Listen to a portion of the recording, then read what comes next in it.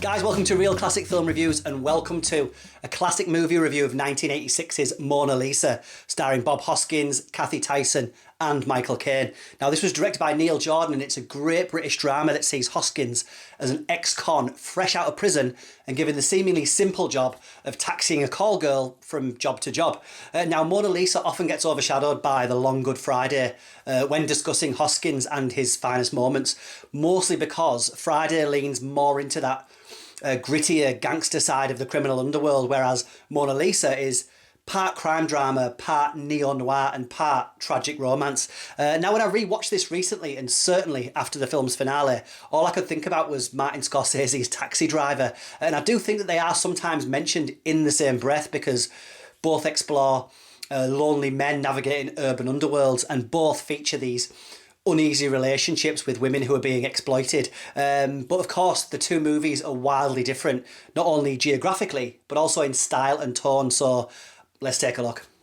Being cheap is one thing, looking cheap is another. That really takes talent. Some women are whores, some whores are black. You take what you're given, don't you? I didn't ask to drive you around, I was given you.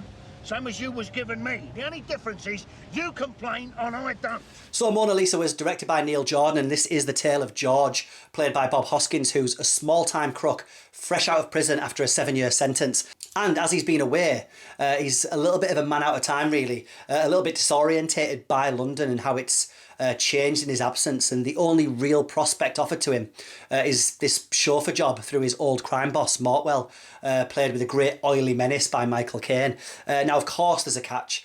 George's new client is Simone, played by Cathy Tyson, a high-class prostitute who demands both discretion and respect. Now, George is a working class bruiser. He's a bit rough around the edges and certainly finds himself out of his depth in Simone's refined, glitzy world. Now, initially they clash, with George resenting being treated as little more than a servant, really. Yet as the days wear on, an uneasy bond develops between them both, and one that has this interesting mixture of paternal affection and perhaps unspoken desire. Did I ever want you back? Who? Your clients. Always. What, they fall in love with you? Sometimes they fall for what they think I am. Now, you see, Simone has a bit of a secret mission planned. She enlists George, really, to help her find a young friend, Cathy, played by Kate Hardy, who's fallen very deeply into the seedy underworld of street prostitution and God knows what else. And it's this quest that leads George deeper into a world of exploitation and violence, and he's about to learn some harsh realities. Now, Hoskins' George is a man whose physicality and quite gruff manner conceal a bit of a wounded heart. Not only does he feel betrayed by his old boss, who he did time for, he's also got an ex-wife and a young daughter that he's not allowed to see. So even though he's a bit of a thug, he's also looking for a bit of affection and maybe someone to save. A bit like Travis Bickle in Taxi Driver. But unlike that film, George isn't driven by hatred for the world around him. He's motivated by longing and for some kind of emotional connection. Now, that sounds like a psychology lesson, but there is a heartbreaking honesty in the way George tries to figure out his emotions for Simone. His attempts to impress her often come across as naive and a little bit childlike. And this is why I think that Hoskins is underrated as an actor. In this film, more than any other he's done, he manages to mix moments of tough guy swagger with quite a raw vulnerability, and it's his performance that elevates Mona Lisa from gangster in his mole flick into a meditation on loneliness, masculinity and lost souls. Now, speaking of which, Cathy Tyson in her debut film role, no less, is great here as Simone. She's certainly no damsel in distress, but nor is she a femme fatale, not in the traditional gangster movie sense anyway. She's a woman surviving in quite a brutal world, and Tyson plays her with just enough restraint, allowing these little glimmers of vulnerability to shine through, certainly through a hard-ass exterior. The chemistry between Hoskins and Tyson is great precisely because it's so awkward and uneasy. It's never quite romantic, but never quite platonic. It always just balances on that edge. Now, even though he doesn't have the most screen time here, I do have to mention Sir Michael Caine's crime boss. This is certainly not the charming Michael Caine of Alfie or The Italian Job. Now, he does have his charms here, but he also has these fits of rage, and he's basically a predator in a business suit. He's a real slimeball here. He's great. You're hot, funny, Georgie. Yeah, suppose I am, yeah. Get something better.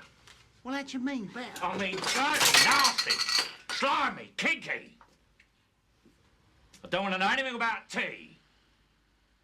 Now, also shout out to Robbie Coltrane as Hoskins' friend Thomas, who's constantly making these garish and very 1980s art pieces. Now, Neil Jordan directs Mona Lisa by showing us both the glamorous and the grotesque. Neon lights and luxury hotels sit side by side with dingy alleyways and strip clubs. Now, the cinematography by Roger Pratt captures both fancy hotel lobbies and a mid-80s London where parts of it feel like some kind of Dickensian nightmare. A bit like Scorsese's mid-70s New York. It seems like a city that's unpoliced, where the nighttime brings out all manner of nastiness. Now, without spoilers, of course, there is an odd third act to this movie where the drama shifts to Brighton in a kind of nod to the classic gangster flick Brighton Rock, and the whole thing has an abrupt, almost ambiguous ending that kind of makes you think about the story that's just unfolded a little bit more, especially with a bit of a gut punch for Hoskins' character, leaving him heartbroken but hopefully a bit wiser. Now, Mona Lisa doesn't really indulge in action or sensational violence. I mean, it doesn't shy away from the brutality of the sex trade, but it's not really erotic or graphic. It doesn't have a Travis Bickle, an anti-hero sliding into villainy. It has Bob Hoskins as George, and he's a bit of a tragic, sympathetic figure, an outsider really. Both he and Simone are both wanting to better themselves, but trapped by the class structures and social expectations of 1980s Britain. Now, also a little bit like Bernard Herrmann's themes in Taxi Driver, this film's title and mood are brought together by the use of Nat King Cole's version of Mona Lisa. The rest of the soundtrack weaves in blues and jazz influences, and of course the hit Genesis tune In Too Deep, which is a little bit shoehorned in, to be honest, so I hope they made a few quid from it. So Mona Lisa did earn critical acclaim upon its release and solidified Bob Hoskins' reputation as one of the finest British actors of his generation, even though I don't think he really got enough traction from it and is maybe more remembered for BT adverts here in the UK.